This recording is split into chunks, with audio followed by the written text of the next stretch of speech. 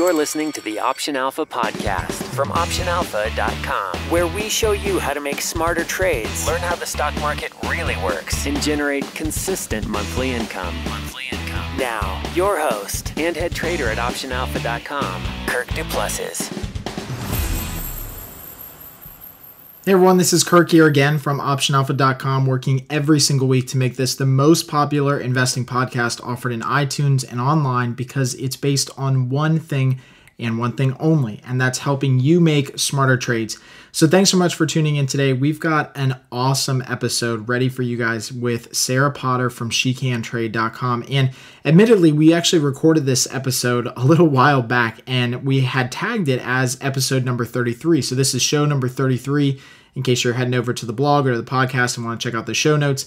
And we just had to work through some of the other episodes before we actually got to this one. But as we kind of end the summer and most kids get back to school, I know most parents are getting back to school, this is a great episode to get you reignited with trading and re-energized with trading because it's a long interview with Sarah, but we went into so many different topics. Now, I want to tell you a little bit more about Sarah before we actually get started. Now, she, of course, is the founder of SheCanTrade.com and is also an author of the book, How You Can Trade Like a Pro. And you can find all of this in the show notes page at optionalpha.com/show33. But she's a full-time active trader in both the options futures market. She's been featured in places like The Street and Yahoo Finance and AOL Daily Finance. So she's very active in the trading community. And more recently, actually a little bit after this interview was actually recorded, I found out that she actually started doing some teaching and some speaking with TradeStation through kind of their touring traders platform. So if you want to learn more about Sarah, obviously, again, go to the show notes page. You can do so, but we'll get right into the interview here today. And one quick tip as we get started here is that the most important thing from this interview that I think you'll find towards the end is that, even though this was our first time really talking and interviewing each other, is that we had very much the same common themes throughout our trading. We may differ in some of our strategy and techniques and how we do things, but the same major building blocks of what we think makes successful traders are the same themes that were prevalent throughout the interview. So pay attention to that, especially towards the end when we talk about risk management and position sizing.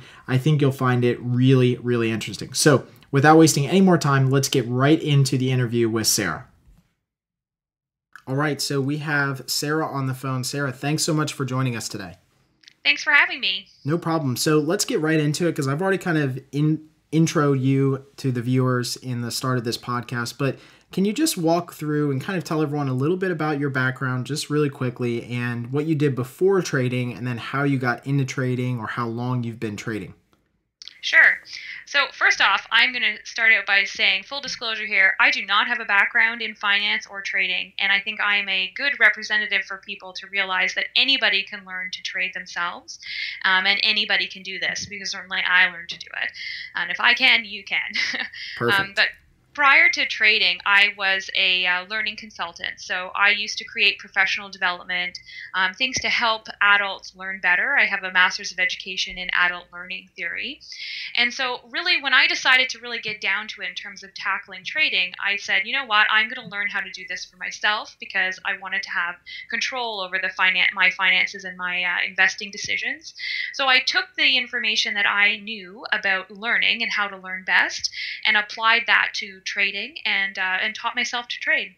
That is so cool. And so my wife is a teacher as well. And so I don't know if you knew that, but she's an educator too. And I know you're not a teacher, but you teach, people how to learn and Lord knows that us adults that trade, we need all the learning and mentoring we can get, right?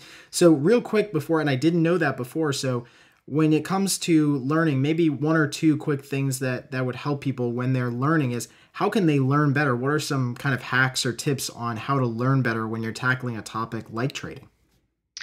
The biggest thing that what I always stress with people, and it really has to do with brain theory, not as much trading, is we typically in our brains, when we're learning something new, we are only going to really be able to retain 3 new concepts at most. Generally, people can actually keep less than those things. So when you're trying to learn something new, think about it in terms of threes. Don't try to pick up more than 3 things in like a webinar you're watching, or if you're placing trades, 3 is a general good rule for you to actually remember something in order to actually apply it. So what that means then is if you're learning something, let's say you're coming to one of my webinars and I'm talking about how to sell credit spreads as an options trading strategy, I would suggest that what your goal would be to take out of that webinar is 3 things. Don't try to remember absolutely everything, because your brain won't know how to connect it and make it relevant for you to apply it to actually trading. So 3 is good. That's so funny, because the show notes for this podcast that we're recording right now is going to be optionalpha.com/show33. So it couldn't have been better that you said you got to do 3 things. So optionalpha.com/show33, and you get all the links and show notes.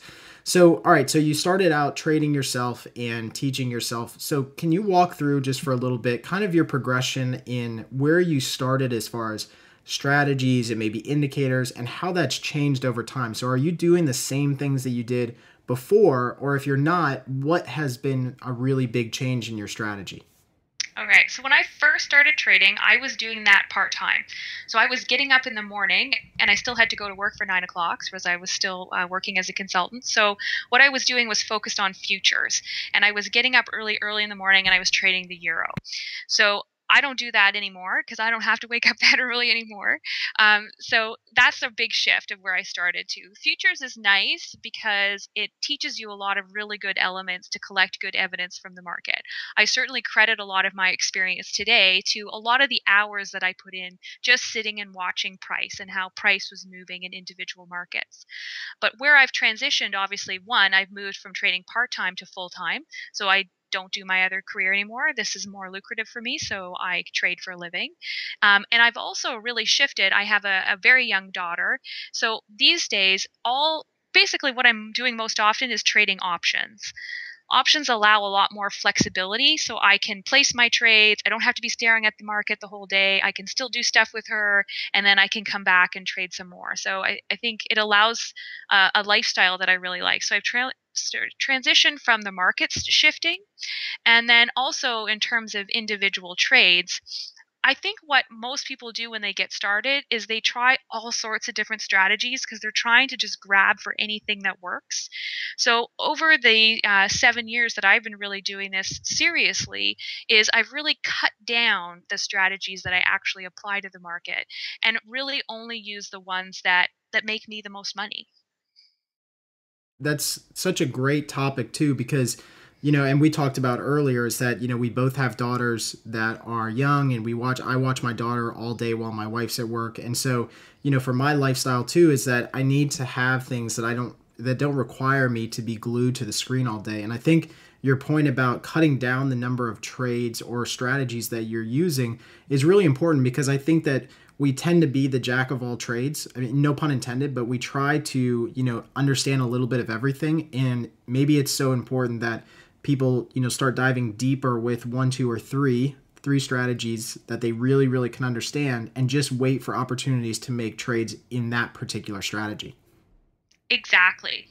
So everyone always said at the beginning, hey, I've got to learn everything I can. And then they go to the market and say, well, I'm a trader, so I have to place a trade today, or I have to place a trade right now. There's that urgency in us for some reason. But what you want to look at, if you wrote down all of your strategies, or even better, if you look back at your trading journal and said, what are the strategies that make me the most money? You want to almost have a competition with them, because you only have so much money in your account that you can use to apply to place trades. You want all those trades to be profitable. I'm very much known for my trading consistency, so profitable trades week after week.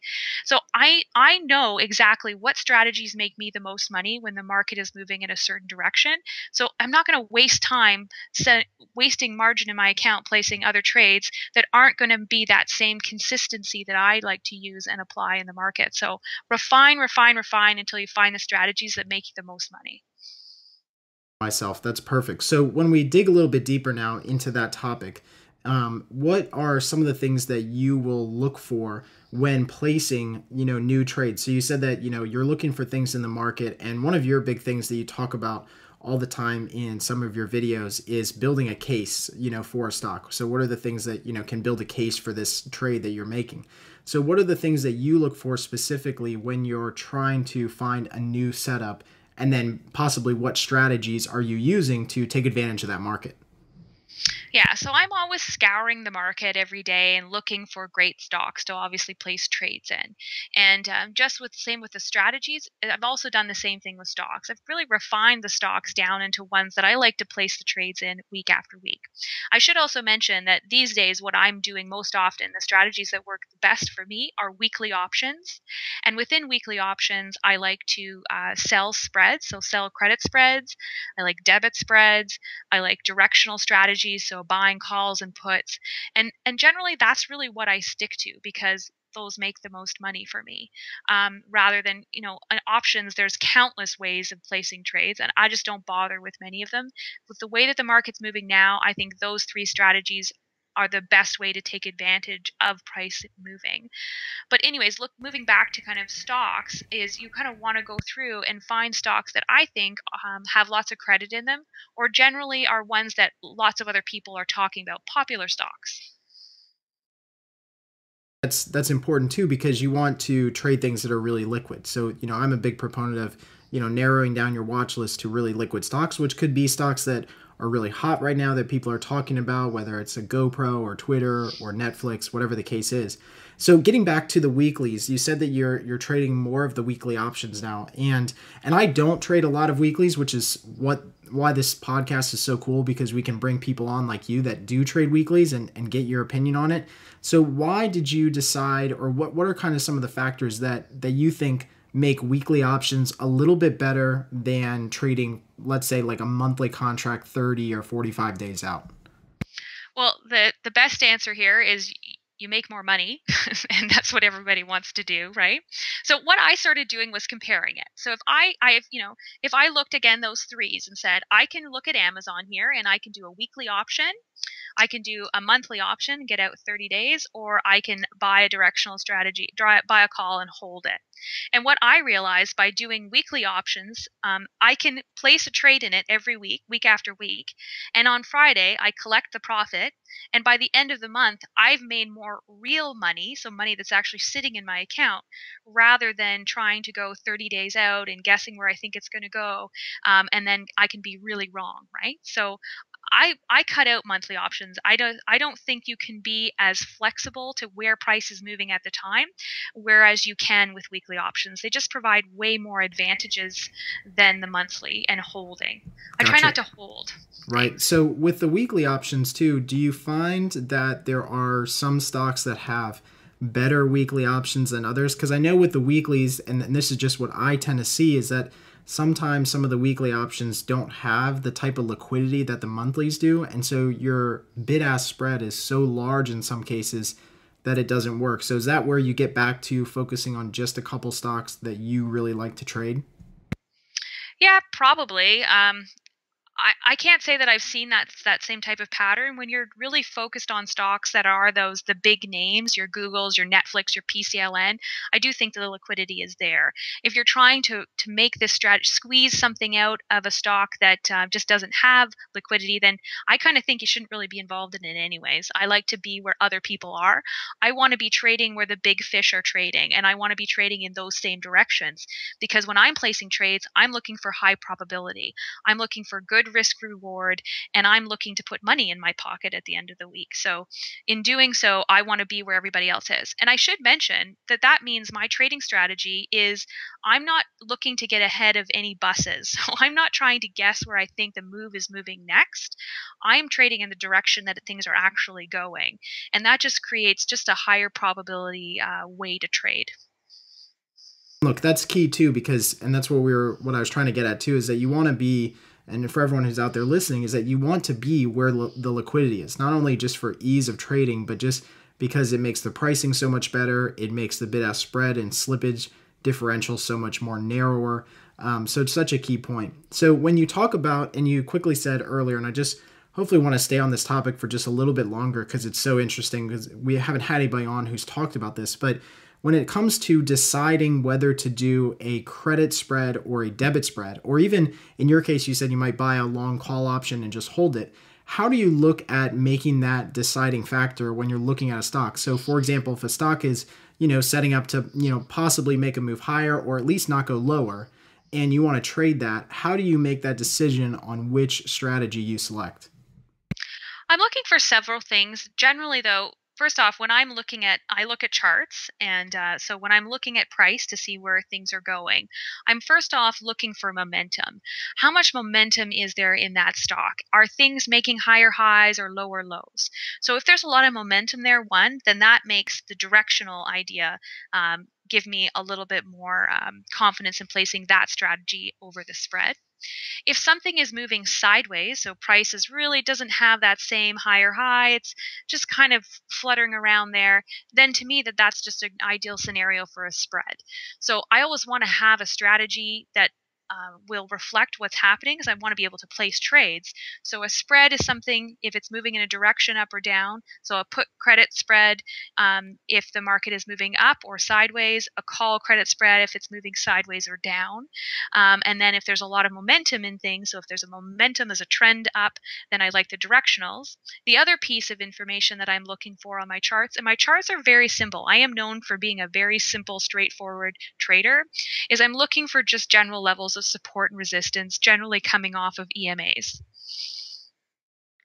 Seen some of your videos too where you do have, and this is a kind of a good segue into that question, but in some of the videos that you posted on YouTube and on your blog at shecantrade.com, you have different timelines that you look at those EMAs and support and resistance. So can you kind of go through your philosophy on looking at those different times and why other people might need to look at, say, a 60-day and a daily or a 15-minute and a daily, and what that all looks like?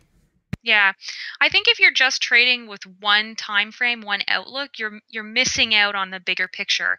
And when you're placing trades, you need to balance the information that you're gathering from a longer term charts as well as short term charts.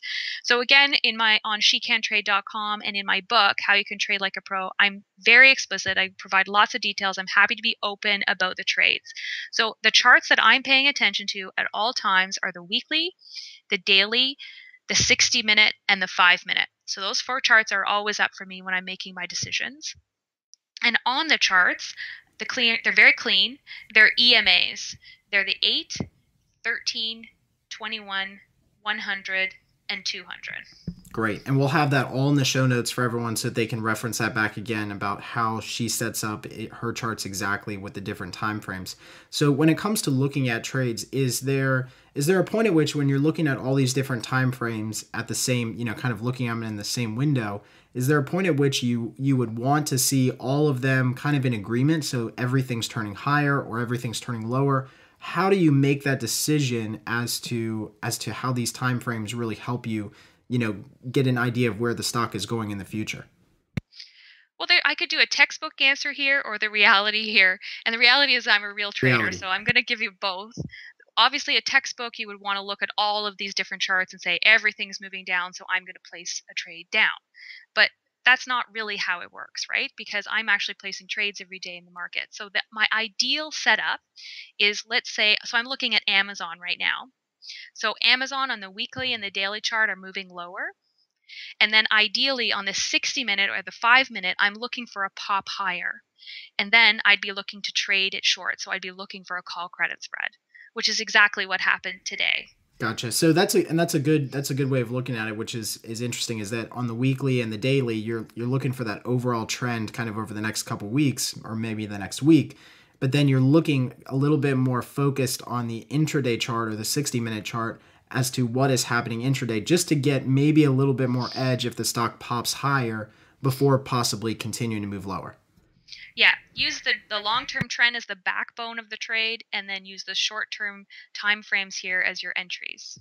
That's what I do anyways. Perfect. Such a great tweetable comment, the backbone of a trade, which is so cool. So, all right. So when in one of your videos, you talked about ways to exit a credit spread trade. And we talked about how you'd use a credit spread trade if you think that a stock is, kind of going to go neutral or possibly head lower or higher. And you said your preference is that if you're wrong, is just to exit the trade and move to another trade. And there's other ways to adjust it. So can you talk a little bit more about your exit strategy with some of these credit spread trades? Sure. So first off, with my credit spread trades, I'm always looking for very high probability trades, and I'm known for that consistency. So I'm I'm actually not getting out of trades very often. Most of the time they're max profit. You guys can see that on my YouTube videos. And then I also keep things very clean. So certainly with options, people have the opportunity to roll their trades, and they also have the opportunities to get rid of one side. There's all sorts of fancy things you can do. I would say about 95% of the time, for me anyways, I don't do any of the fancy stuff. It doesn't make sense to me.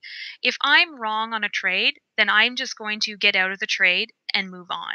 I'd rather than risking having a really big loss because I've rolled it now into another trade, I rolled it into another one, the loss really gets away from me. If I'm wrong, I'm not going to waste my energy on a bad trade. I'm just going to get out. So if price is getting close to the strike of which I've sold, then I'm going to make that decision at that point and say, you know what, this one's just not worth it. I'm going to sell it back, control the loss, we'll have a small loss, get rid of it, and I'm going to go focus on winning trades. And that is something, by not rolling, is another adjustment that I've made to my trading plan over the years that I've been trading. And what it's really done, even at looking at all my trades last year, the very few that I actually got out of, when you have such a small loss in the trade, your account is still growing over time. You don't want your account to look like a heart rate monitor. You know, when you go to, well, not, I haven't, luckily haven't had to have a heart attack or anything, but you know, when they have those heart rate monitors like on ER on the show and it's going up and down and up and down, you don't want your trading account to look like that. You want it to look like a mountain, right? It's slowly growing over time. In order to do that, from my point of view, you can't get involved in fancy exits. If you're wrong, you're wrong. You get out, you manage the loss, and you focus on the winning trades. So that would be my biggest tip for people. That's such a key point too, because we talk about that so often here is being able to, take winning trades off and manage those winners.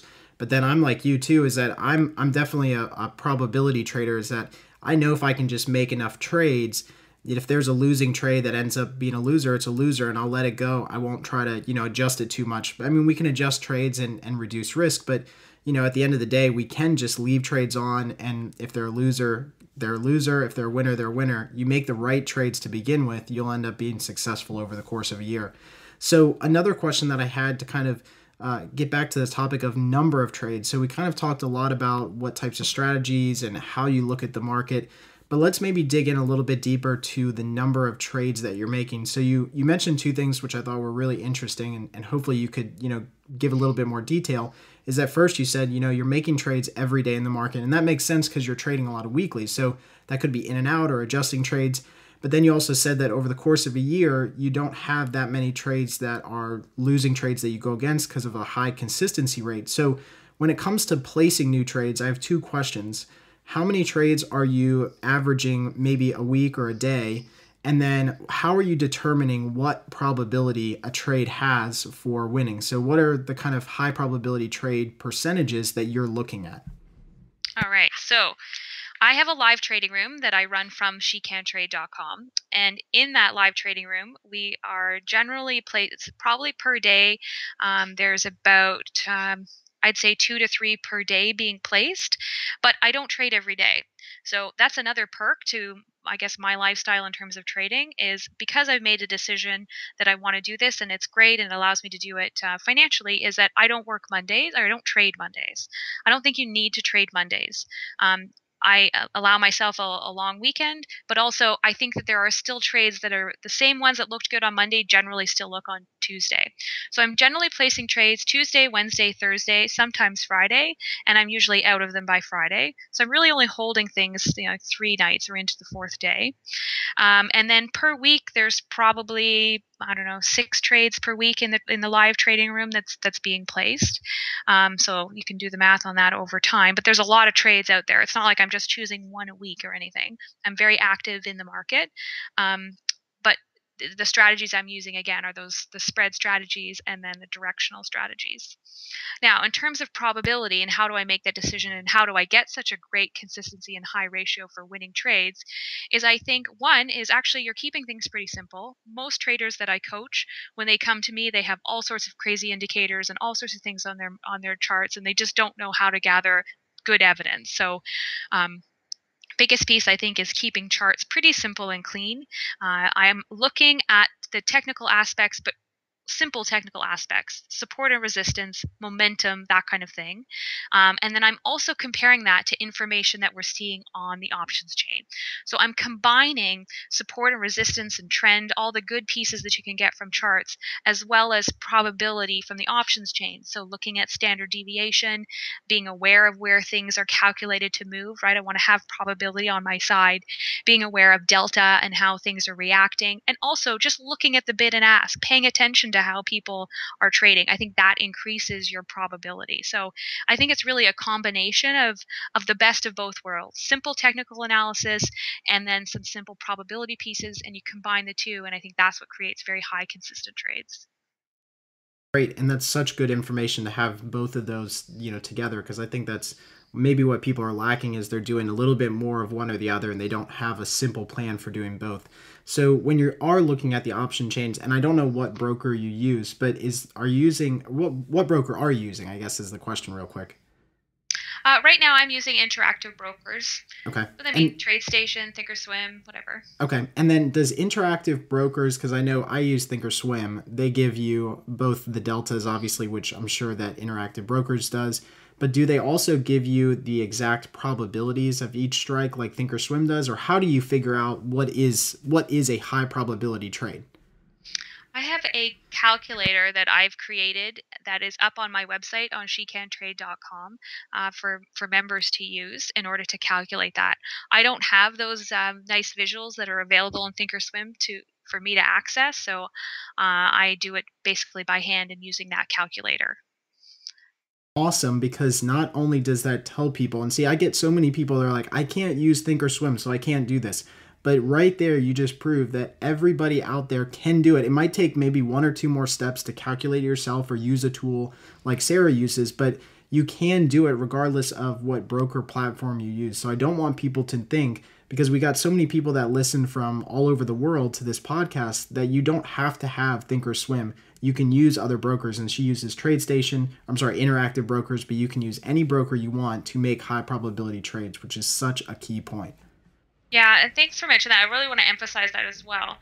Actually, it's, I think, a good thing that you can calculate it yourself, because I think you then understand what it's doing and what it means. If you're just always relating on this other feature to kind of tell you a number and you don't really understand it, I think you're also missing information that you can be gathering to help you make that decision. And that can be the difference between a winning trade and a losing trade, right? Your one standard deviation move and two standard deviation moves, obviously the probability there being a little over 60% and then up into 90 are important to know, but it's also nice to know somewhere the range. There's a sweet spot there that sits just below the one standard deviation at times, or just a little bit after. And if you're calculating things yourself, you can find out those numbers. And that to me is that golden piece that people want.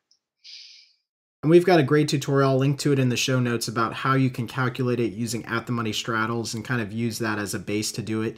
So when you are calculating yours, what's the probability that you're looking for? Are you looking for a one standard deviation? Do you usually place trades at that level, or are you placing trades at a two standard deviation level? I'm never placing a trade at two standard deviation. That is something I learned over time, and it sounds really great on paper, but to me, that 10th trade, so 9 out of 10 might work, but the 10th trade is going to wipe out all your profits. So I'm never there.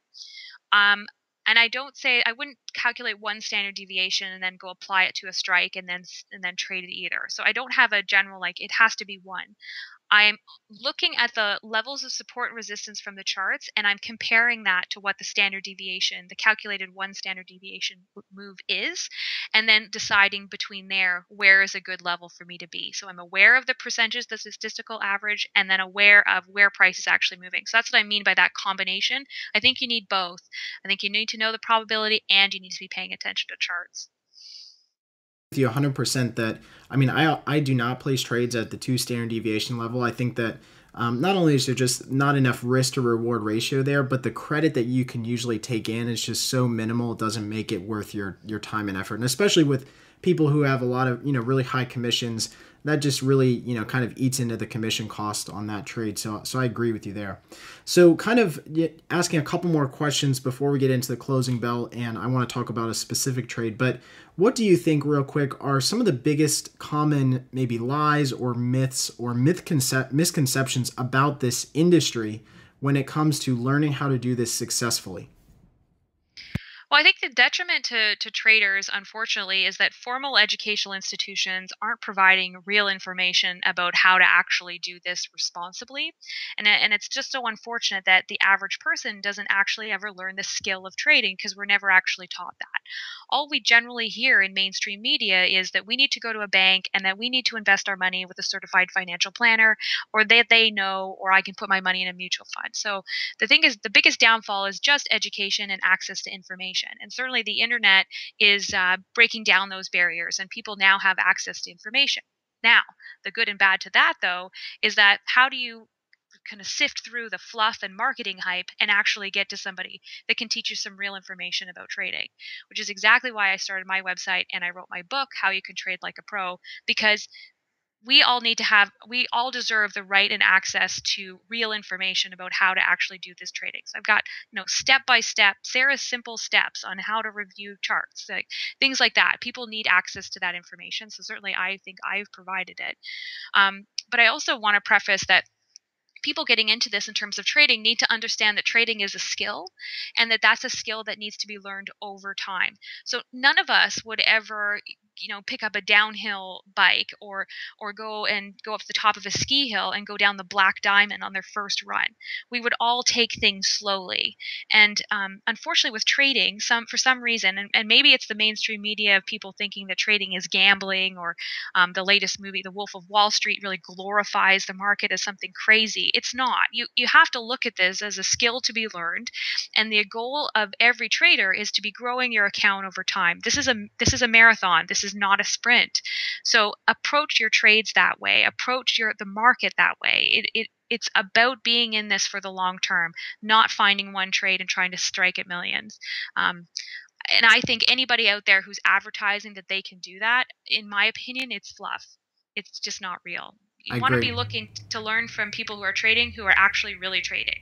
Right. I agree 100%. Couldn't have said it better myself. And I often say on videos that we do and podcasts is that you have to be in this business for the long run, and it's about consistency and persistency. Persistence in doing the right things, and consistency in doing it over a long enough period that you become successful doing it. It doesn't happen overnight, which I 100% agree.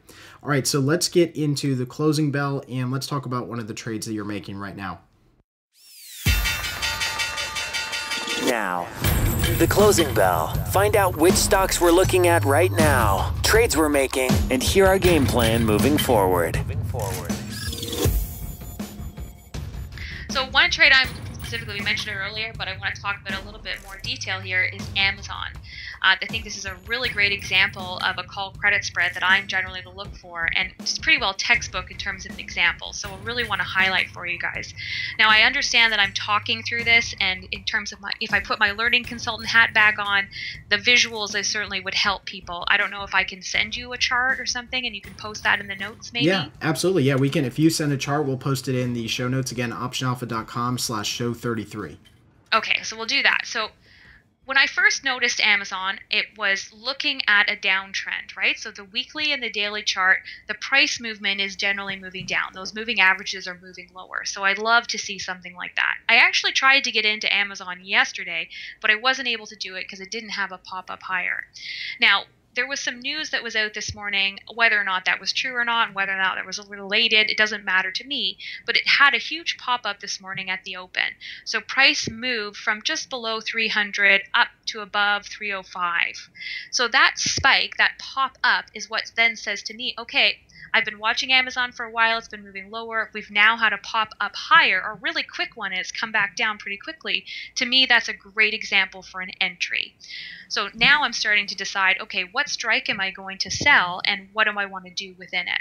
So first off, I'm saying, okay, am I going to do a spread, or am I going to trade directionally? I'm not going to trade directionally. I'm ruling that one out right now because we are down at previous lows from the weekly chart. So there's not enough movement, not enough area for it to go for my risk reward to be worthwhile to buy a put. So I take that strategy and put it over the side and say, no, I'm not going to do that. But what I do like is a call credit spread. So now I'm going to go and decide, well, what levels am I looking at? So paying attention to where price spiked up on the 60-minute chart, price had spiked up above 300 and now it's come back down into the 296, 295 area. So starting to think about, well, can I do a credit spread somewhere around 300, 305, or 310? So kind of tried to, again, back to those threes, picking three levels pretty quickly. So now if I move to my options chain, and I start looking at, well, what kind of credit can I actually get for any of those things? If I put in the call credit spread for 310, 315, at this point, the midpoint is 19 cents.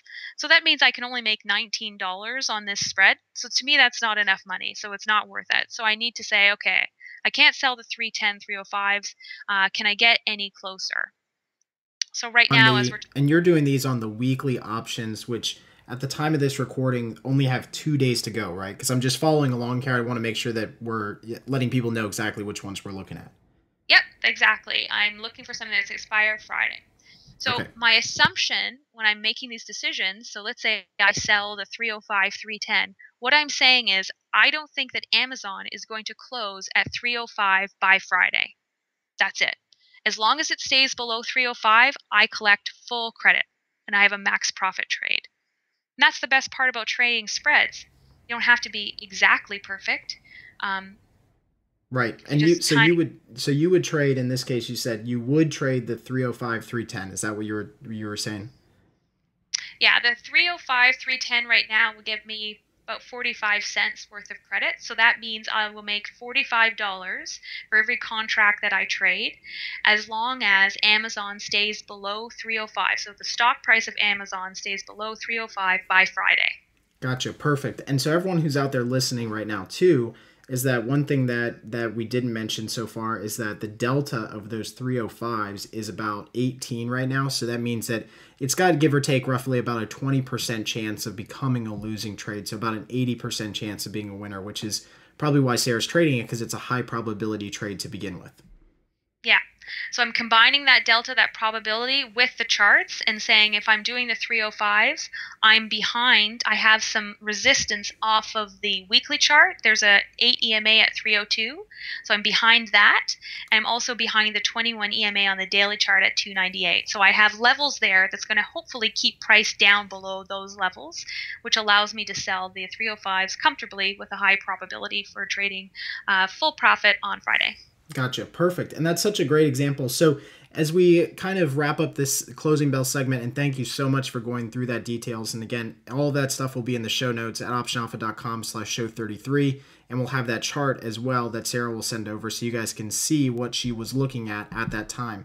So one quick question before we wrap up here is about position sizing. So you said that you would, in this case, you would sell one of these spreads and take in about $45.